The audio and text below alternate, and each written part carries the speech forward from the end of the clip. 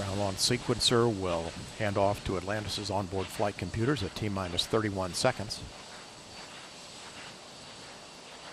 About 15 seconds from now.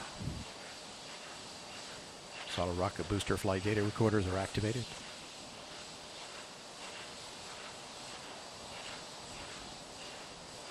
T-minus 31 seconds. The handoff has occurred. 25. Solid rocket booster nozzle gimbal check. Firing chain is armed. Sound suppression water system activated. T-minus 13, 12, 11, 10, 9, 8. Go for main engine start. 6, 5, 4, 3, 2, 1. And 0 and liftoff of Space Shuttle Atlantis, reaching the crest of its historic achievements in space. Houston, Atlantis is in a roll. Roger, roll, Atlantis. Houston is now controlling. The roll maneuver is complete. Atlantis is in a heads-down position on course for a 51.6 degree, 136 by 36 statute mile orbit.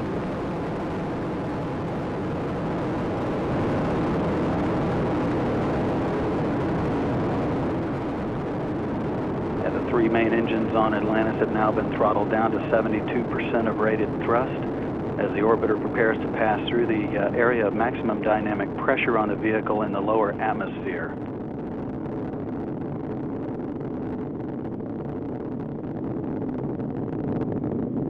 The engine's now beginning to throttle back up.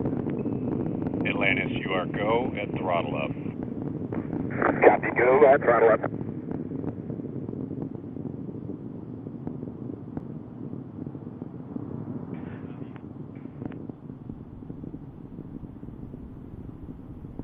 All three engines looking really good, back at full throttle now at liftoff. The fully fueled shuttle, boosters, and external tank weighed 4.5 million pounds. It now has burned half of that liftoff weight in propellant. 1 minute, 30 seconds into the flight. All three auxiliary power units that provide hydraulic power to the orbiter's systems in good shape, as are the fuel cells providing electricity to all of the systems on board. Atlantis is already 19 miles in altitude, downrange from the Kennedy Space Center, 20 miles, traveling 2,500 miles per hour. Coming up on staging, the point at which the twin solid rocket boosters burn out and separate from the orbiter.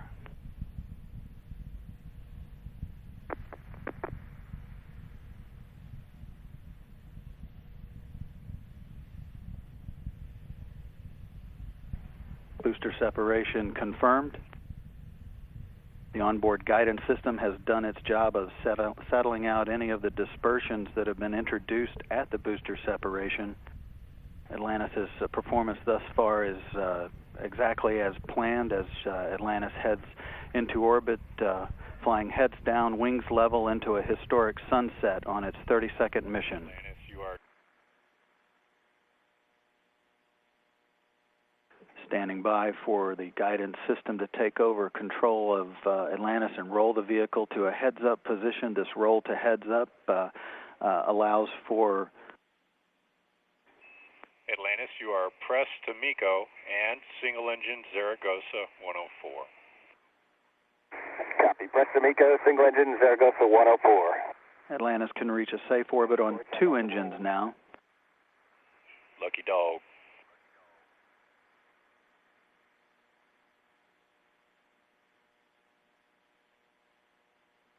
That reference to the guidance system's choice of the roll maneuver. Have a nominal shutdown on all three. You will be go for the plus X, go for the pitch.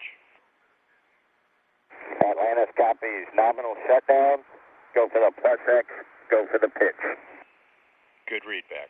And that roll to heads up provides a good satellite communications link with Atlantis, continuing its travel into space, approaching 7 minutes into the flight. Atlantis, you are single engine press 104. Copy, single engine press 104. Atlantis can reach orbit on 1 engine now should 2 fail. However, all 3 are still in good shape. Atlantis is now traveling 13,000 miles per hour, 580 miles away from the Kennedy Space Center at an altitude of 340,000 feet, or about 64 miles. Shortly, the three main engines will begin throttling back to maintain the structural limits on the orbiter as it approaches loads near 3 times gravity.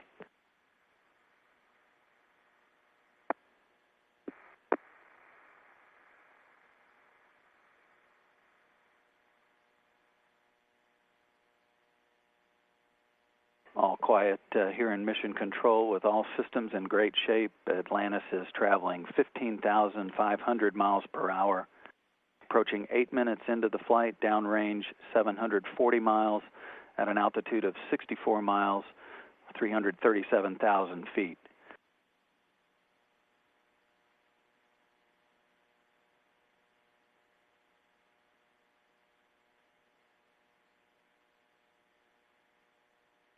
Standing by for main engine cutoff confirmation as Atlantis is in excellent shape heading into orbit.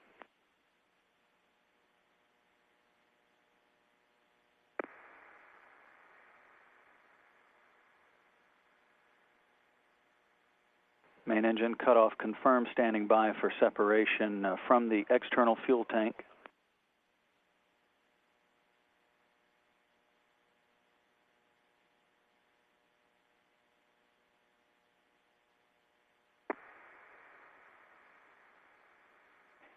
Atlantis now flying away from the external tank after separation.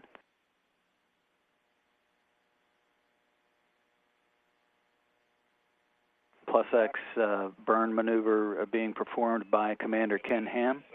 Nominal MECO, OMS 1 not required. Preliminary OMS 2 TIG will be 37:30. We'll meet you in the post-OMS 1 procedure, and welcome back to space for you and your veteran crew.